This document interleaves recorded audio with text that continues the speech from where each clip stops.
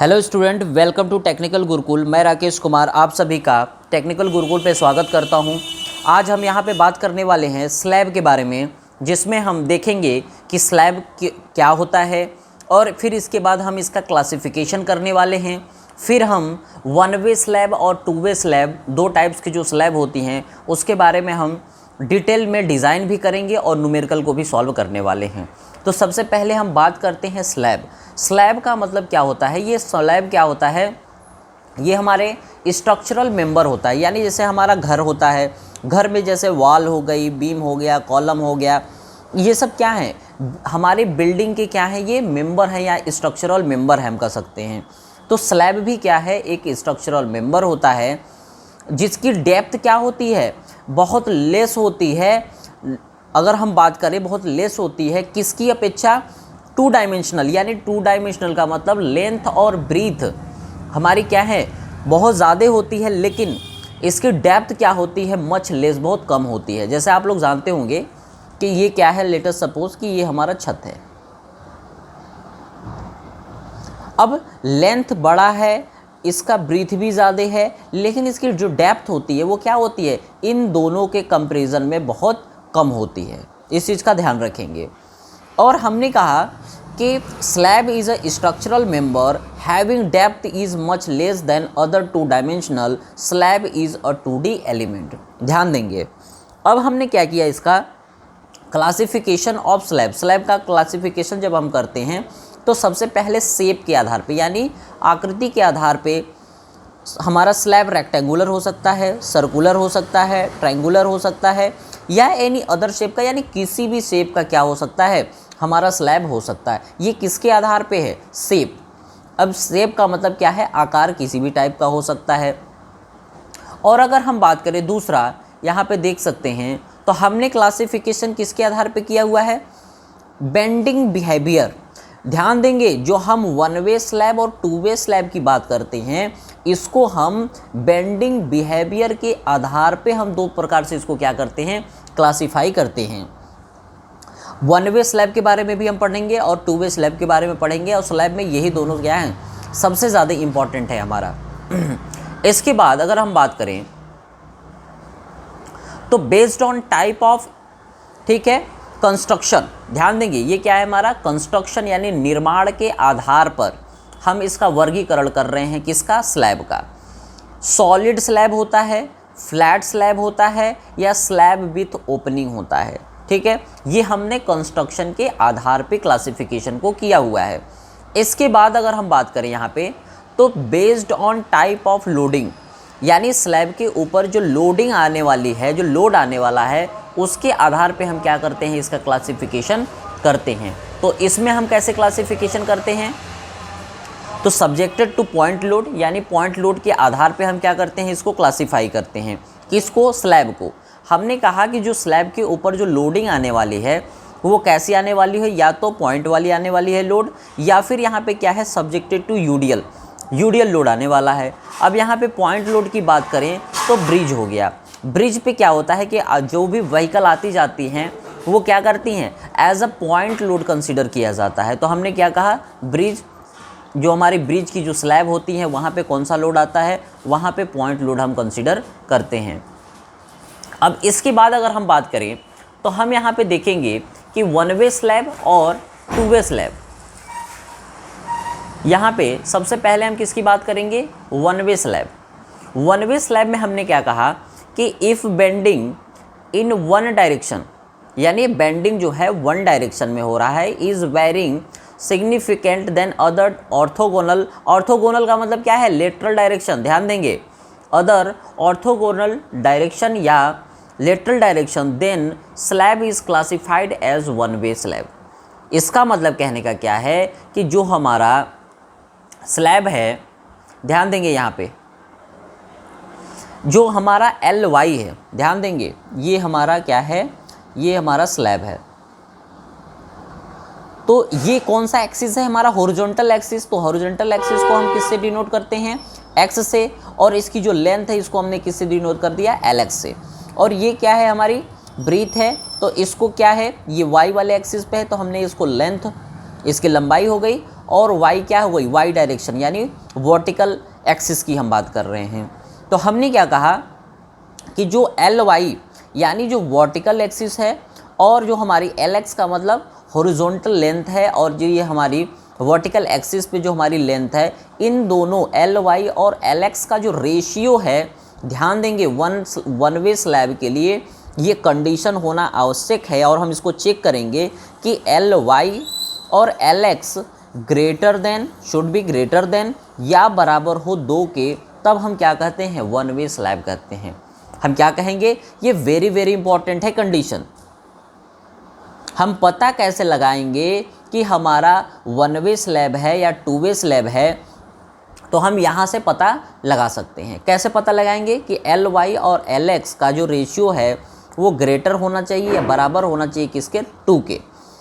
अब ये क्या कहलाएगा, वन वे स्लैब कहलाएगा। सबसे पहले हम वन वे स्लैब की बात करेंगे, देन हम टू वे स्लैब की बात करने वाले हैं।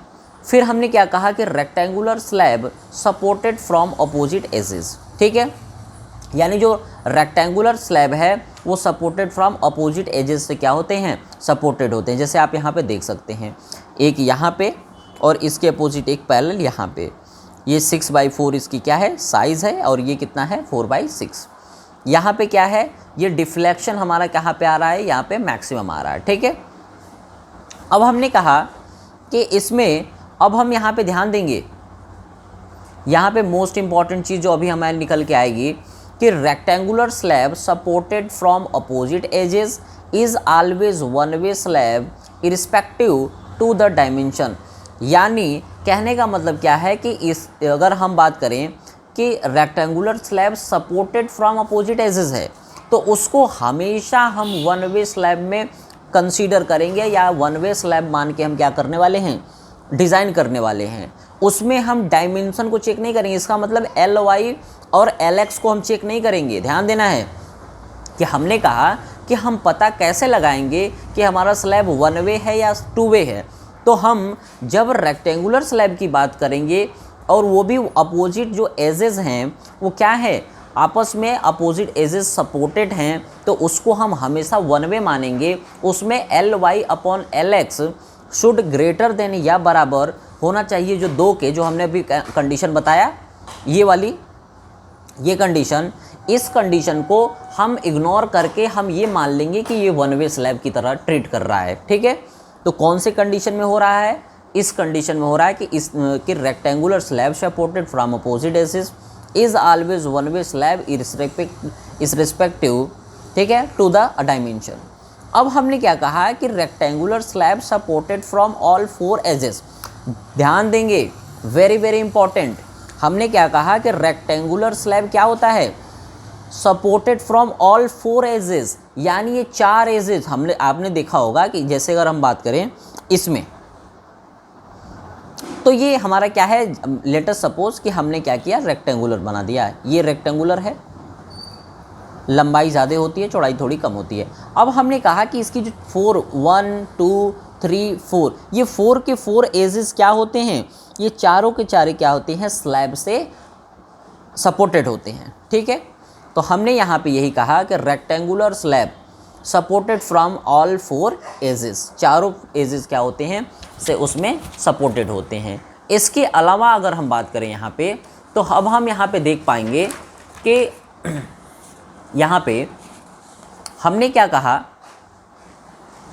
10×3, ठीक है। 10×3 का मतलब ये साइज़ दिया हुआ है और 3×10 ये है। और rectangular slab supported from all 4 side is considered as one way slab if aspect ratio is greater equal to 2।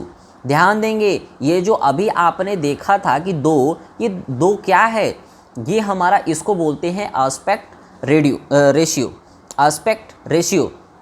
Aspect ratio हमेशा बड़ा होना चाहिए या बराबर होना चाहिए 2 के, ठीक है। अब एस्पेक्ट जो रेशियो है ये है क्या, लॉन्गर इफेक्टिव स्पान। यानी लॉन्गर इफेक्टिव स्पान का मतलब क्या है कि जैसे ये रेक्टेंगुलर हमारा स्लैब है, ये रेक्टेंगुलर हमारा स्लैब है, तो इसका जो क्या है, लॉन्गर इफेक्टिव स्पान, लंबा तो यही है क्योंकि ये क्या है, ब्रीथ छोटा है। तो हमने क्या कहा कि जो LX है ये LX डायरेक्शन हो गया, ये LY हो गया, तो LX बाई LY ये क्या है, इन्हीं दोनों के रेशियो को, यानी LX जो हमारा बड़ा वाला हो गया और LY क्या है, इसकी कंपैरिजन में ये छोटा है, तो LY इन दोनों का जो रेशियो होगा वही क्या कहलाता है, एस्पेक्ट रेशियो कहलाता है। This is valid only for rectangular slab, हमेशा और हमेशा एस्पेक्ट रेशियो हमेशा क्या है, रेक्टेंगुलर के लिए स्लैब के लिए क्या होता है, वैलिड होता है। स्क्वायर के लिए, ट्रायंगल के लिए ये वैलिड नहीं है। इसके बाद हम बात करेंगे क्या, डिज़ाइन ऑफ स्लैब, यानी स्लैब की डिज़ाइन। जब हम स्लैब की डिज़ाइन करते हैं तो हमें सबसे पहले लोड देखना पड़ता है कि बताओ कि लोड कैसा कैसा है, यानी लाइव लोड है, डेड लोड है, या फिर कोई और लोड दिया हुआ है। इसके बारे में हमें सबसे पहले लोड के बारे में हम क्या करते हैं, कंसीडर करते हैं, लोड के बारे में हम बात करते हैं। तो सबसे पहले क्या है, विंड लोड, ठीक है, लाइव लोड। तो लाइव लोड हमारे क्वेश्चंस में गिवन होगा, ध्यान देंगे, लाइव लोड हमारे क्वेश्चन में गिवन होगा। और डेड लोड के लिए भी हमें डायमेंशन कुछ दी होंगी। तो हमने कहा कि WD क्या है, ये डेड लोड, W क्या है यहाँ पे, लोड है, बराबर 25। ये 25 होता क्या है, ये हम क्या करते हैं कि 1 मीटर क्यूब में जो हमारी RCC स्लैब की वेट होगी, यानी भार होगा, वो होता है, ठीक है, यानी 2500 kg पर मीटर क्यूब।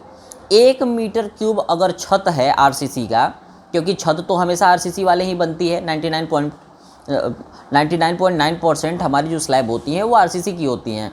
तो इसमें 1 मीटर क्यूब अगर तुम एरिया को कंसीडर करते हो तो तुम्हें उसका भार 2500 kg मिलेगा, ठीक है। तो हमने इसको किस में चेंज कर दिया है, इसको हमने किस में किया है, मीटर में चेंज कर दिया, ठीक है। तो हमने ये कहा कि 2500 या 25 गुणे B इंटू डी। B को कितना लेंगे, हमेशा अगर क्वेश्चन में दिया हुआ है तो ठीक है, अदरवाइज़ 1 मीटर हम कंसीडर करेंगे। और D क्या है, इफेक्टिव डेप्थ है, जिसमें हम क्या करते हैं, इसमें हम 150 से 180 mm कंसीडर करते हैं D, ठीक है। और DC क्लियर कवर क्या है, 20 + 5 जो भी होगी हमारी डाई ऑफ बार बाई 2 कर देंगे, तो ये हमारी 25 से 30 जनरली हम वैल्यू कंसीडर करते हैं। अब यहाँ पे ध्यान देंगे कि जो WFF है ये unit weight of floor finish, ये फ्लोर फिनिश का क्या है, वेट है। इसमें हम क्या करते हैं कि थिकनेस ऑफ फ्लोर फिनिश का और ब्रीथ का, इन दोनों का मल्टीप्लाई कर देते हैं तो हमारा WFF आ जाता है। अब यहाँ पे आप देख सकते हैं कि WSM है और LSM है, हमें हमेशा और हमेशा जो डिज़ाइनिंग करनी है वो लिमिट स्टेट मेथड से करनी है, WSM मेथड से नहीं करनी है। तो LSM में हम इसकी बात नहीं करेंगे, ठीक है, हम बात करने वाले किसकी, LSM की। तो WU यानी जो लोड हमारे आने वाला है उसमें हम कंक्रीट के फैक्टर ऑफ सेफ्टी से जो टोटल हमारा लोड आने वाला है, W क्या है, ये टोटल लोड है, यानी कौन सा लोड, टोटल का मतलब क्या है, WL का लोड जो आएगा और WD, इन दोनों को जोड़ के जो लोड आएगा वो हमारा W होता है। इसको 1.5 से हम क्या करने वाले हैं, मल्टीप्लाई कर देंगे, तो ये हमारा क्या आ गया, टोटल लोड आ गया। अब लोड अगर निकल गया तो इसका बेंडिंग मोमेंट का फॉर्मूला भी हमारे पास है, W यानी बेंडिंग मोमेंट बराबर क्या होता है, WL²/8।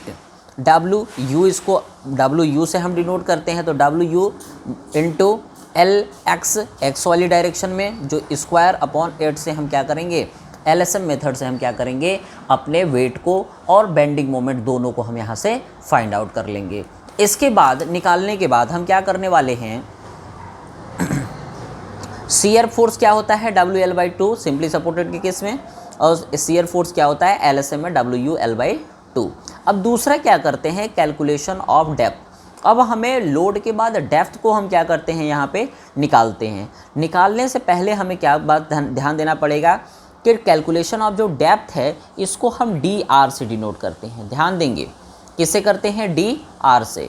अब DR से हमने किया तो हम यहाँ पे क्या कह रहे हैं कि हमने ये कहा कि जो DR से हम वैल्यू इसको निकाल रहे हैं, तो DR बराबर, अब देखेंगे ये LSM मेथड है और ये क्या है, ये WSM और ये LSM। हमें हमेशा कंसीडर करना है, हम बस एक चीज़ जानते हैं, लिमिट स्टेट मेथड WSM हम नहीं जानते हैं। तो हमने कहा कि DR बराबर m बाई ये क्या हो गया, मोमेंट हो गया, और q इंटू बी। और q हमें पता था कंक्रीट के लिए कितना होता है 0.36 FCK इंटू जे इंटू के। जे बराबर क्या होता है 1 माइनस 0.42 के। और के की वैल्यू हमें पता होता है कि FE 250 के लिए, FE 415 के लिए और FE 500 के लिए हमारे पास के की वैल्यू ऑलरेडी गिवन होती है। ठीक है, तो 0.53 अगर FE ये किसके लिए है FE 250 के लिए, और ये क्या है FE 415 के लिए, और ये किसके लिए है FE 500 के लिए। हमारे पास के की वैल्यू पता होती है। ठीक है, तो यहाँ से हम अगर चेक करना चाहें इसकी वैल्यू निकाल के, तो जो हमारी DP की वैल्यू आएगी वो क्या होगी, ग्रेटर होगी या इक्वल होगी DR के। तो हम क्या करेंगे, यहाँ से ओके कर देंगे। इसके बाद अब हम क्या निकालने वाले हैं, कैलकुलेशन ऑफ AST यानी एरिया ऑफ स्टील निकालने वाले हैं। LSM में कैसे निकालते हैं, LSM में हम निकालने वाले हैं तो एरिया ऑफ स्टील बराबर 0.5 FCK अपॉन FY, ब्रैकेट में 1 माइनस फिर under root 1 minus 4.6 MU upon FCK, B into D का स्क्वायर, ब्रैकेट बंद, B इंटू डी, या फिर हम MR upon sigma ST J into D से हम ये किसके लिए है, WSM के लिए है। और हमें क्या करना है, LSM को कंसीडर करना है। तो हमने क्या किया, इस फार्मूला को लगा के हम निकाल लेते हैं क्या, एरिया ऑफ स्टील।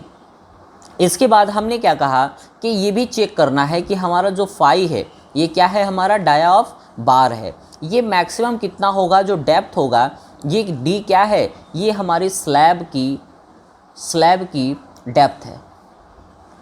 स्लैब की जो डेप्थ है उसको अगर हम 8 से भाग दे देंगे तो जो हमारी वैल्यू आएगी वो क्या होगी, मैक्सिमम फाई होगी। उससे ज़्यादा हम छत में रेनफोर्स्ड को यानी स्टील को नहीं प्रोवाइड करेंगे। ठीक है, तो इससे हम चेक कर सकते हैं। अगर हमें पता है डाया यानी स्लैब की थिकनेस अगर हमें पता है तो उसको 8 से भाग दे देंगे, वही क्या होगी, फाई मैक्स होगी। उससे ज़्यादा हम नहीं यूज़ करेंगे रेनफोर्स्ड को। तो अब हम यहाँ पे बात करेंगे आगे। इसको निकालने के बाद हम क्या करते हैं, इसके बाद हम यहाँ पे निकालेंगे स्पेसिंग। ठीक है, इसके बाद हम क्या निकालने वाले हैं, स्पेसिंग। अब हम स्पेसिंग की अगर बात करें तो स्पेसिंग का फॉर्मूला हमारे पास क्या है, 1000 A5। ये क्या है हमारा A5।